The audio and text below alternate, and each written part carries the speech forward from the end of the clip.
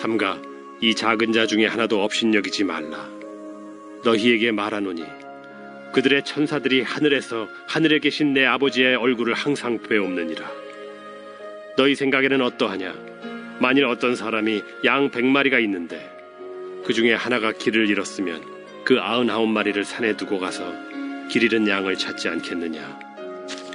진실로 너희에게 이르노니 만일 찾으면 길을 잃지 아니한 99마리보다 이것을 더 기뻐하리라.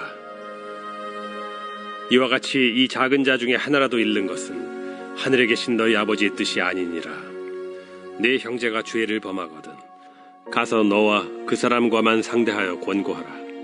만일 들으면 네가 네 형제를 얻은 것이요 만일 듣지 않거든 한두 사람을 데리고 가서 두세 증인의 입으로 말마다 확증하게 하라. 만일 그들의 말도 듣지 않거든 교회의 말하고 교회의 말도 듣지 않거든 이방인과 세리와 같이 여기라. 진실로 너희에게 이르노니 무엇이든지 너희가 땅에서 매면 하늘에서도 매일 것이요 무엇이든지 땅에서 풀면 하늘에서도 풀리리라. 진실로 다시 너희에게 이르노니 너희 중에 두 사람이 땅에서 합심하여 무엇이든지 구하면 하늘에 계신 내 아버지께서 그들을 위하여 이루게 하시리라. 두세 사람이 내 이름으로 모인 곳에는 나도 그들 중에 있느니라. 그때 베드로가 나와 이르되 주여.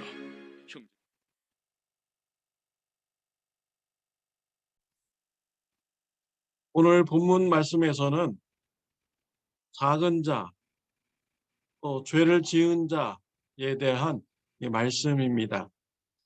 예수님은 작은 자를 사랑하십니다. 연약한 자를 사랑하십니다. 낮은 자를 사랑하십니다. 예수님은 작은 자와 자신을 동일시 여기셨습니다.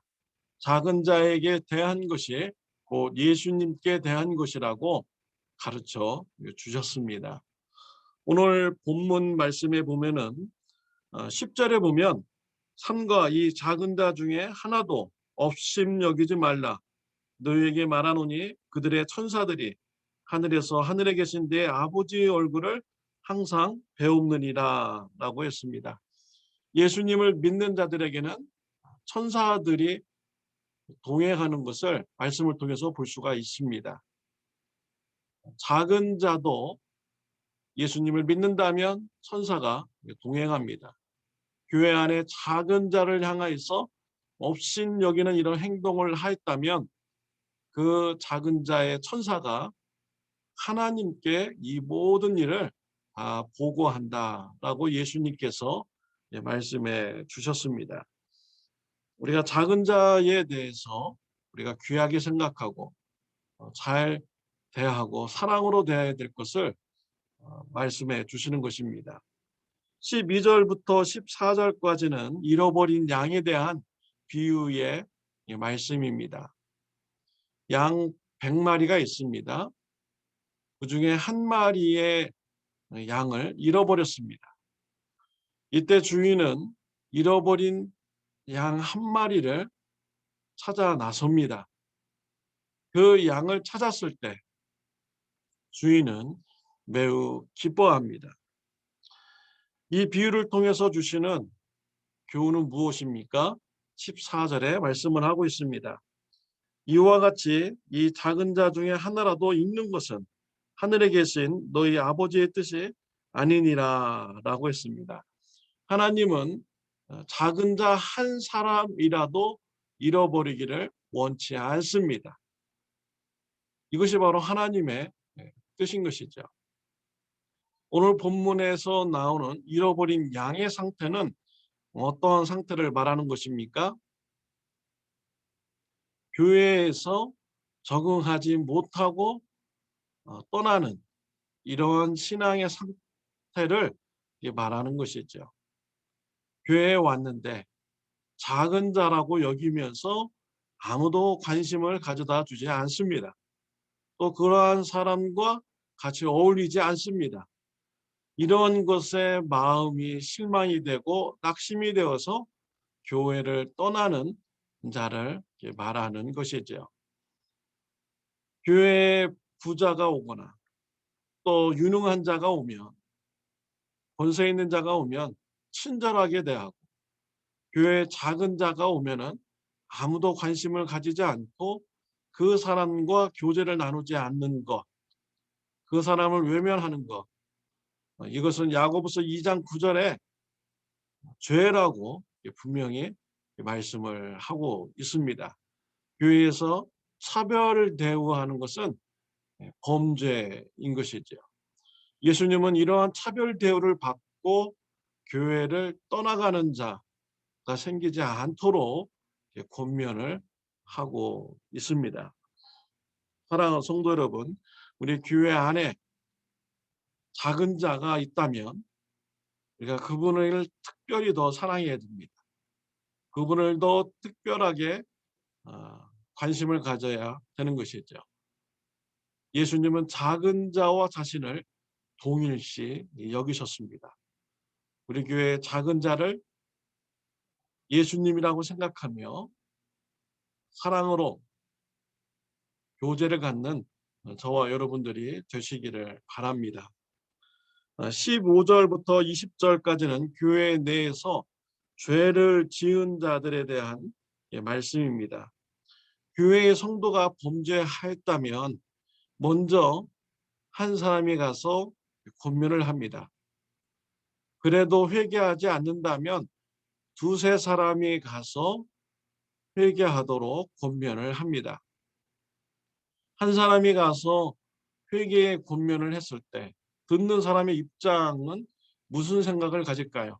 이 사람이 지금 자신의 주관적인 생각으로 나에게 말하는구나 라고 그렇게 생각할 것입니다.